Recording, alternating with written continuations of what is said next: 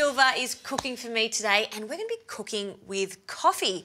Usually when you think of coffee, you think of tiramisu and other desserts, but not today. No. Fish. Yes, fish, and we're going to make it savoury. Yeah. We are curing this beautiful Hiramasa Kingfish. Isn't that gorgeous? And by curing, we mean sugar and salt. Yep. So before I fillet the fish, I'm going to get you to make the curing mix. Nice.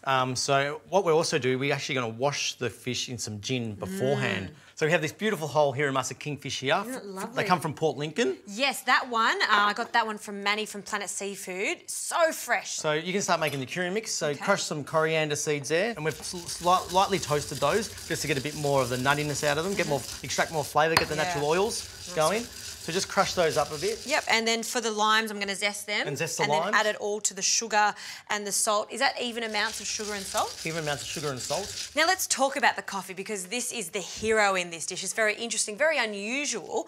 I guess we're using this coffee almost as a spice. Yeah, we are. Yep. So we're using a good quality coffee like this Lavazza coffee here. Yep. And it is using it like a spice because it's going to add some nuttiness, maybe some caramel flavours to it as well. It's a fresh packet. There's nothing better when you open a fresh packet. It smells so good. We should put a little pot on. Yeah, exactly. But coffee does start to oxidise as soon as it hits the air, as soon as it sees the light. So the best way to store it? We store it in the freezer. Yep. You can, or you can also just get a little grinder and grind it fresh every day. Good idea. You know, so what I've done here is just taken the kingfish fillet off like that. Gorgeous. And you see I've used a few motions over the bone here. That way I get utilised the most of it. You've done that a few times, haven't you? Filleted a few fish in my life. Now I'm just going to cut down the middle of this fillet. There's a couple of big bones there. Yep. And by doing this, I also cut the bloodline out because we don't want to eat the bloodline. And then we're just going to take the skin off also because we want to be able to cure the flesh evenly. So I always find that you can always, if you cut it in half, it's easy to fillet it.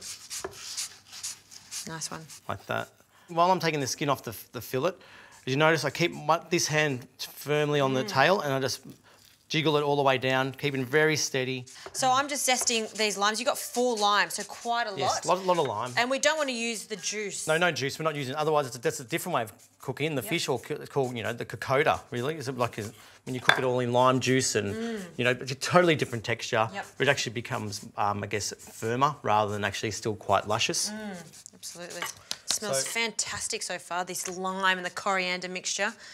All right, how are they going? So I've taken all the blood line off it, cleaned it up nicely. And so the first stage of the curing is that we're going to get a tray like this, put our fillets in, and we're just going to marinate it in gin for about an hour or so. Gin, there we go. So it's good to do this in the afternoon so you can have a gin and tonic while you make it. Exactly. So one for the fish and one for the chef. So how much coffee do you want me to add to this salt? So add a few good spoons of that. 1. I guess it depends how strong you want it, but you don't want it to overpower all the other flavourings. You want it to work in harmony together. Correct. That's why we've just got the coriander and the lime in there, so they all complement each other.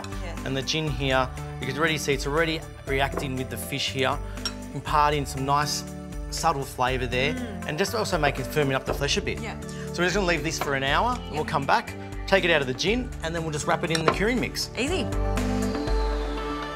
Okay, so now we've got our kingfish which has been marinating in the gin for about an hour.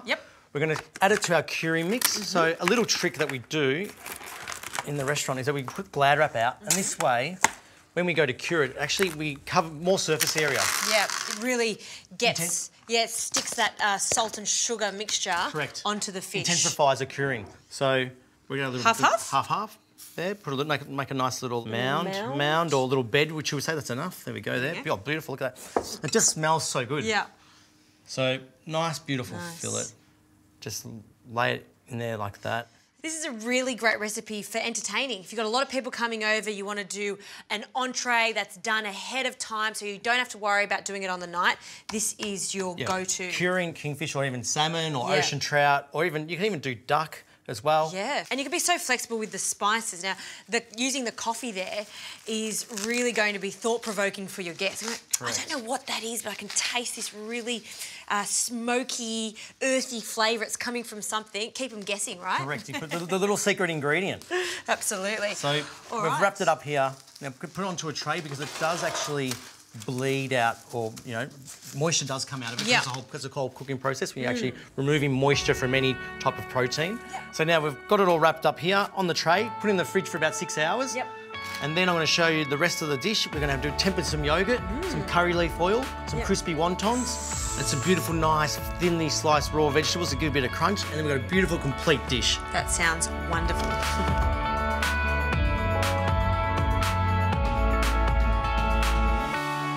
All right, well, that's been curing for a while. You can see how much the colour has changed. Yeah, it almost looks like chocolate now. It has, because all the moisture has activated the coffee there. So look at that, just smells beautiful. Look how firm the fish is, and it's drawn out that much liquid. Look how thin it is now. It's taken on the coffee colour as well, and the flavour. You're going to smell it. Smell it, yeah. Beautiful. Gorgeous. So I'm going to clean this down. Yeah, so by cleaning it down also, we're actually stopping the cooking process. We're killing the sugar and the salt. So just in some water. Just in some water there. Yep. Pat it dry, and then it's ready to go. Now I'm going to start with the other component. I'm going to start with a tempered yogurt. So tempering means when you make a curry, you've got the oil, you're frying your spices off, you're making them nice and aromatic. So we've got a hot saucepan here. You need a saucepan also. So some canola oil or vegetable oil, an oil that doesn't have any flavour, so you wouldn't really use an olive oil. I think it'd be too strong. We've got some Kashmiri chilies, which is an Indian chili. Is it hotter than other varieties? No, it's not that hot. It's actually just a beautiful flavour to it. Just a bit of kick in the back of the throat. But we use it for all our curries at Tonka. Nice. So really nice there. Just getting it nice and aromatic. See, it's already taken on a bit of colour there. We've got some mustard seeds. I like to use black mustard seeds, so they stick out in the yogurt. Put the mustard seeds in here. And the mustard seeds will start talking to you. They'll start popping. And once they start popping, that means they're getting all the flavours coming out into the oil. Be careful.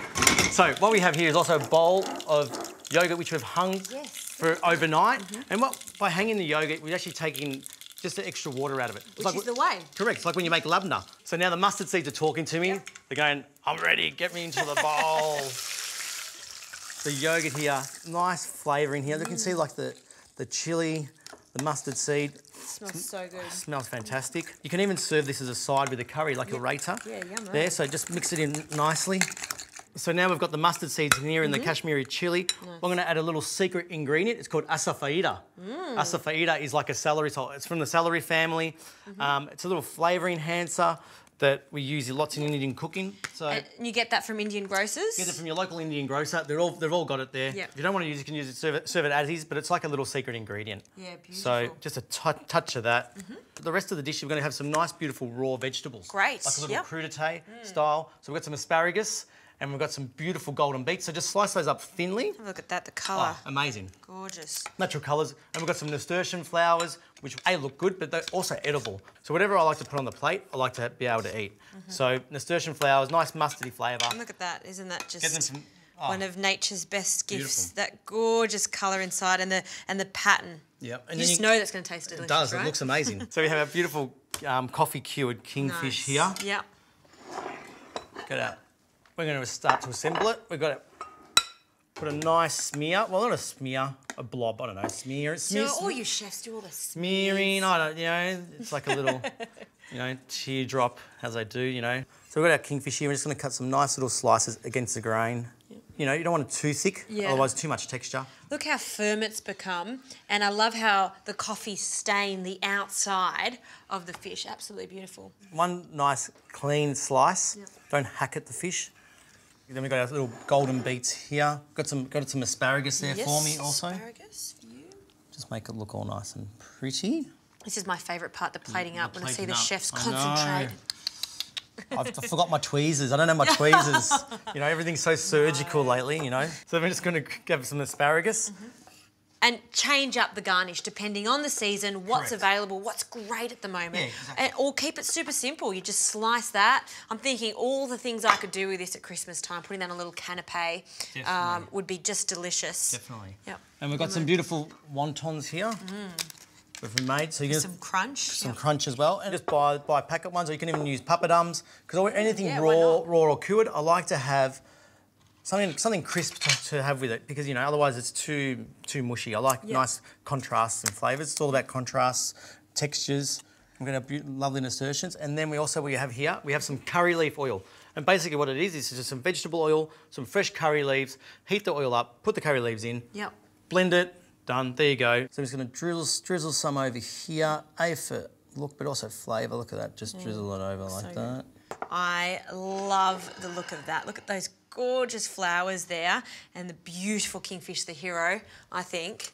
We've done all this work, so pretty, but now let's ruin it and have a taste. Yes. Let's dig in. Let's dig in. I'm going to get a bit of fish, a bit of wonton, a bit of everything. A bit of beetroot. She might put it on the wonton. And I'm actually going to have it with my nasturtium flour. Oh. There you go. Wow. You did good, my friend. You think that you've tasted everything, all of a sudden you taste something else in there. It's interesting, it's got so many different flavours, but most importantly, that fish with the coffee is so unique. I love that so much. I'm going in for another one. It's a winner. Thank you so much. Pleasure.